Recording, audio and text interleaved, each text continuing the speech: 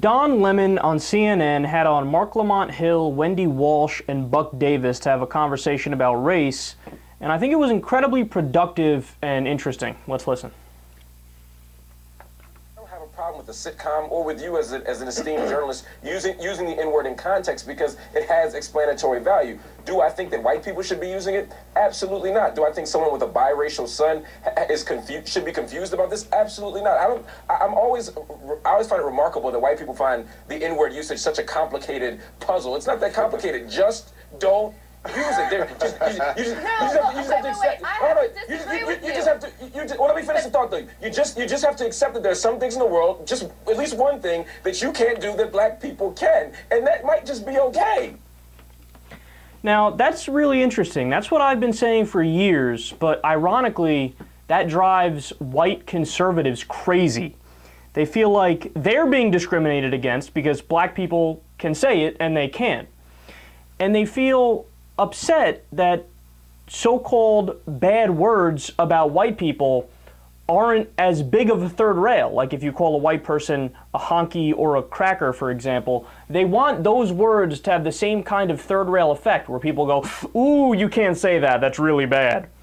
And Buck Walsh absolutely nails it in this next clip. In my opinion, this is exactly right. Let's listen.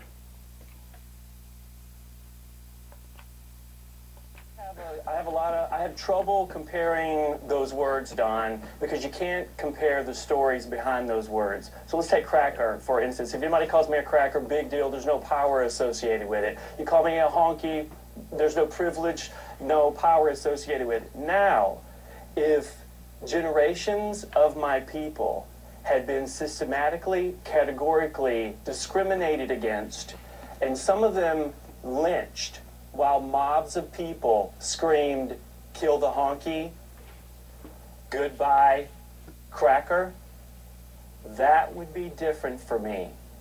The narrative around the N-word carries so much evil attached to it that for many of us in the majority, we have a hard time connecting to the depth of the pain.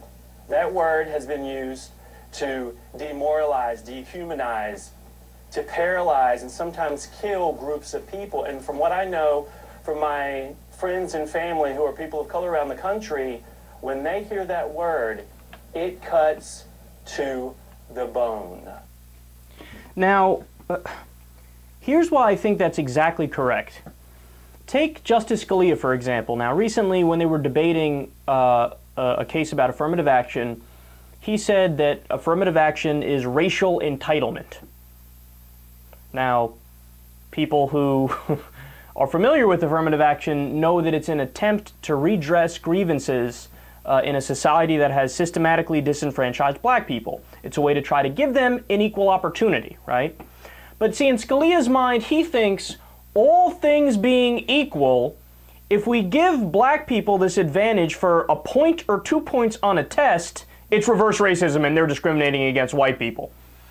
But that's exactly the thing. All things aren't equal. Do you know why the word honky and cracker doesn't have as negative a connotation associated with it and doesn't really piss off people? Because there wasn't a history of people being lynched while being called cracker or honky. Black people didn't have their boot on the neck of white people throughout history, and then recently, white people just got their rights.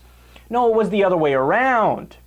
And that's what I think white conservatives need to understand, is that since the histories aren't the same, and we didn't live in an alternative universe where it was white people who were systematically discriminated against by black people, since it was white people discriminating against black people, that's why the N-word is a third rail, and that's why you should respect it and not say it.